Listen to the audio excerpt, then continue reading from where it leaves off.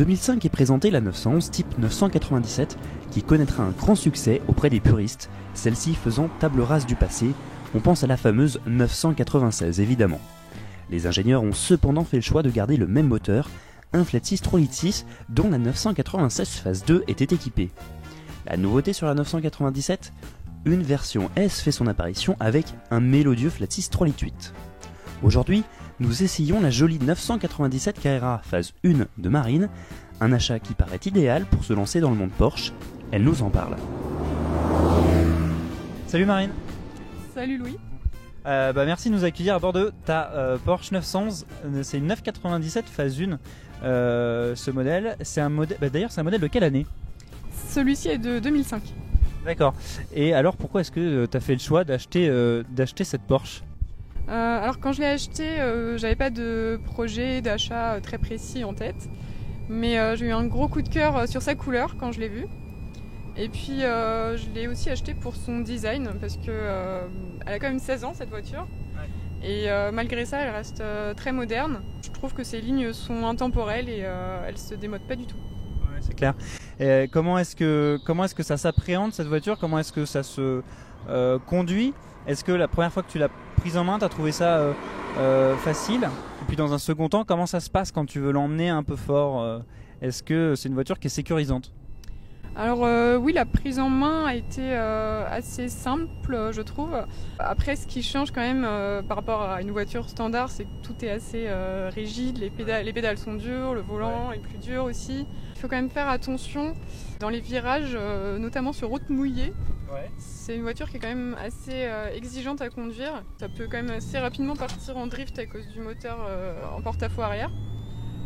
Donc voilà, il faut faire attention, il faut rester vigilant. Mais si on fait attention, il n'y a pas de souci. Sur cette version, si je ne me trompe pas, il y a eu, ont été notifiés des petits soucis concernant l'IMS. En général, il y a pas mal de propriétaires qui font changer l'IMS, en même temps ils font changer l'embrayage. Autour des 100 000 km, c'est un peu la maladie de ces moteurs-là. Petit point technique pour les curieux, l'IMS est en allemand l'Intermediate-Shaft, soit l'arbre intermédiaire. Cet axe est situé sous les vilebrequins du moteur et chaque extrémité est équipée d'une chaîne de distribution entraînant les arbres à cames permettant le mouvement des soupapes. Le problème ici provient simplement du roulement à billes de cet axe. Si ce roulement est défaillant, il peut provoquer un jeu dans l'arbre intermédiaire et donc potentiellement un dérèglement de la distribution. Dans ce cas, imaginez que les soupapes rencontrent les pistons et là c'est le drame, casse moteur assuré. C'est malheureusement le risque avec les moteurs flat 6 produits jusqu'en 2006. Ce souci ne concerne environ que 7% de la production. Toi, est-ce que c'est quelque chose c'est un problème que tu as rencontré? Est-ce que tu as fait la modification? Est-ce que tu es allé changer l'IMS ou pas? Alors justement, ce problème d'IMS, c'est un gros débat sur cette voiture. Moi, je ne l'ai pas fait changer. J'ai posé la question autour de moi à des personnes qui s'y connaissent bien en mécanique et c'est à peu près 50-50. Certaines personnes m'ont conseillé fortement de le changer et d'autres au contraire pas du tout. Elles m'ont plutôt conseillé de ne pas toucher à un moteur qui fonctionne bien. Au contraire, ça pouvait après engendrer des problèmes d'y toucher. Donc pour l'instant, j'envisage pas de le modifier tout de suite. Okay. Sauf peut-être si je change l'embrayage, mais en tout cas pour l'instant, non, je ne compte pas le modifier. Changer l'IMS, je crois que ça coûte 2500 € à peu près. Donc après, un moteur à remplacer, je ne sais pas exactement combien ça coûte, mais je pense que c'est dans les 20 000 €, peut-être plus. Ouais. Donc c'est vrai que on peut se poser la question. Tant qu'on parle d'aspect financier, là, ça vaut combien une 997? Parce qu'un passionné qui serait intéressé pour acheter cette Porsche, d'ailleurs c'est pas mal hein, comme première Porsche, c'est un bon compromis. Ça vaut pas excessivement cher en 997 comme ça, phase 1. Et on a un modèle qui est plutôt apprécié par les puristes hein, parce que c'est une 997 et pas une 996. Ça cote combien sur le marché? Ça vaut combien cette voiture-là? Alors ça dépend beaucoup des options. Mais ce modèle là est coté environ à entre 40 et 42 000 €, je pense.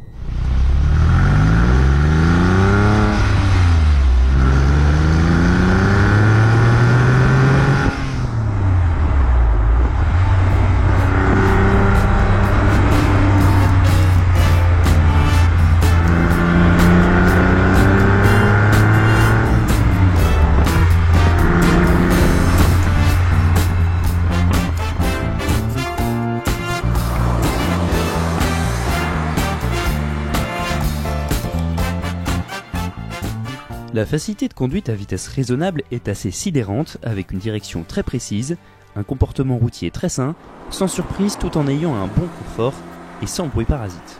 La boîte est très bien guidée et très fiable sur ces versions. Si vous recherchez une 997, on vous conseille vivement l'option échappement sport, surtout sur les phases 1, encore à injection indirecte qui sont dotées d'une sonorité bien plus métallique que les phases 2 arrivées en 2008. Alors Marine, sur les 997 phase 1, à l'époque, soit tu choisissais la boîte manuelle, soit tu choisissais une boîte type Tro. La boîte PDK, elle est arrivée que sur la 997 phase 2.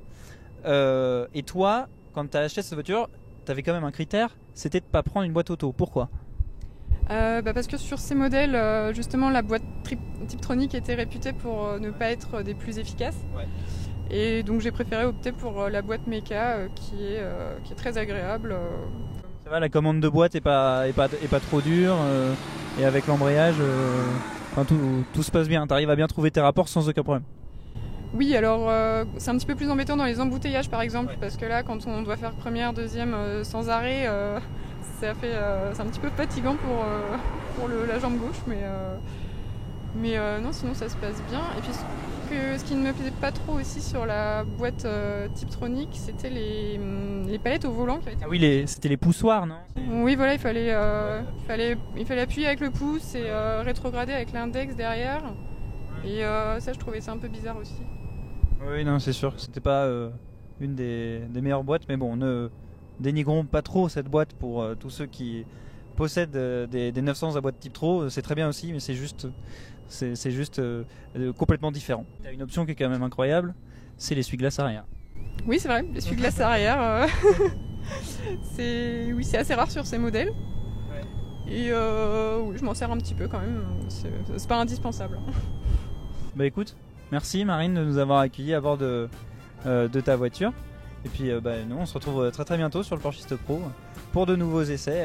Donc n'hésitez pas à vous abonner à notre chaîne YouTube et à cliquer sur la petite cloche pour être mis au courant à chaque fois qu'une vidéo est postée sur notre chaîne.